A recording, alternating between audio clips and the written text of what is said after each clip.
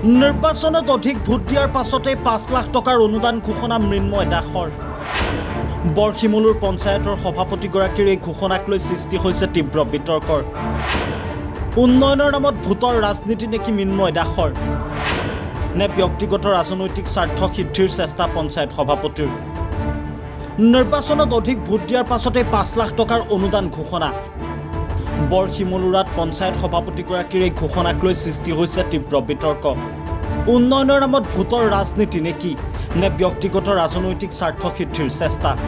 এই ঘটনা এতিয়া প্ৰশ্নৰ মুখত পেলাইছে পঞ্চায়ত সভাপতি মৃন্ময় দাসক। ৪৬ নং ওপৰ বৰভাগ গাঁও পঞ্চায়তৰ অন্তৰ্গত ২৫৮ নং বৰশিমুলুৰা দক্ষিণপাৰা বুথত বিজেপি নেতা নাৰায়ণ ডেকাক সৰ্বাধিক ভোট দিয়াৰ পাছতেই ৫ লাখ টকাৰ অতিৰিক্ত অনুদান ঘোষণা কৰা বুলি প্ৰকাশ পোৱা পোষ্টাৰে অঞ্চলজুৰি সৃষ্টি কৰিছে প্ৰতিক্ৰিয়া। সামাজিক মাধ্যমত ভাইৰেল হোৱা এই পোষ্টাৰত স্পষ্টকৈ উল্লেখ কৰা হৈছে যে নিৰ্বাচনত অধিক ভোট দিয়াৰ বাবে অঞ্চলটোক এই অনুদান আগবঢ়োৱা হ'ব। এতিয়া মূল প্ৰশ্ন, এজন পঞ্চায়ত সভাপতিয়ে কেনেকৈ ৫ লাখ টকাৰ ঘোষণা কৰে? এই ধনৰ উৎস কি? দুৰ্নীতিৰ ধনেৰে বাহাদুৰি নেকি মৃন্ময়? যদি ব্যক্তিগত ধন হয় তেন্তে সেই ধনৰ স্বচ্ছতা ক'ত?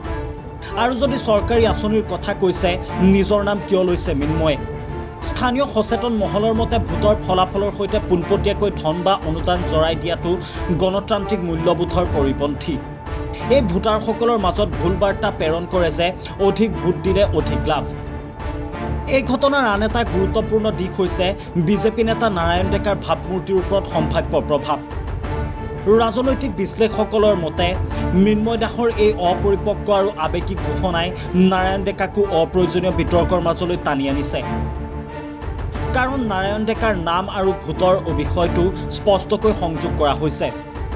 ফলত সাধাৰণ মানুহৰ মাজত এই ধাৰণা সৃষ্টি হ'ব পাৰে যে ভোটৰ বিনিময়ত সুবিধা বা লাভ দিয়াৰ সংস্কৃতিক যেন সমৰ্থন কৰা হৈছে।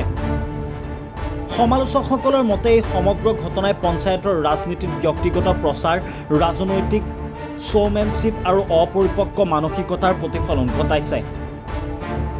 এতিয়া প্ৰশ্ন হয়, একেটাই এই ৫ লাখ টকাৰ ঘোষণাই উন্নয়নৰ নতুন দিশ দেখুৱালে নে গণতান্ত্ৰিক ৰাজনীতিক আৰু অধিক বিতৰ্কিত কৰিলে? কিয়নো ভোট আৰু উন্নয়নৰ মাজত যদি লেনদেনৰ ধাৰণা গঢ় লৈ উঠে তেন্তে সেয়া গণতন্ত্ৰৰ বাবে শুভ সংকেত নহয়।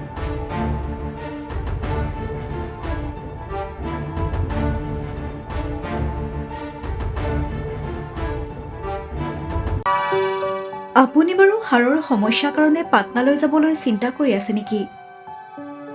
এতিয়া আৰু চিন্তা নাই। আপোনাৰ যিকোনো হাড়ৰ সমস্যা হ'লে এতিয়াৰ পৰা আৰু পাটনালৈ যাব নালাগে। কিয়নো এতিয়াৰ পৰা গুৱাহাটীতে পাব সেই সকলো সা সুবিধা। গুৱাহাটীৰ আমিনগাঁৱত অৱস্থিত Patna orthopaedic and multi speciality হস্পিটেলত কম খৰচতে পাব সেই সকলো উন্নত মানদণ্ডৰ চিকিৎসা সেৱা, য'ত অভিজ্ঞ চিকিৎসকৰ দ্বাৰা সম্পন্ন কৰা হয় বিভিন্ন ধৰণৰ হাড়ৰ অস্ত্ৰোপচাৰ। বৰ্তমানলৈকে ৩,০০০তকৈও অধিক ৰোগী সুস্থ হৈছে। हमारे हॉस्पिटल में ऑर्थोपेडिक्स से रिलेटेड हर तरह का इलाज जैसे कि joint replacement, trauma surgeries, spine surgeries, Ilizarov surgeries और की होल सर्जरी जिसको आर्थ्रोस्कोपी कहते हैं, उसका इलाज संभव है।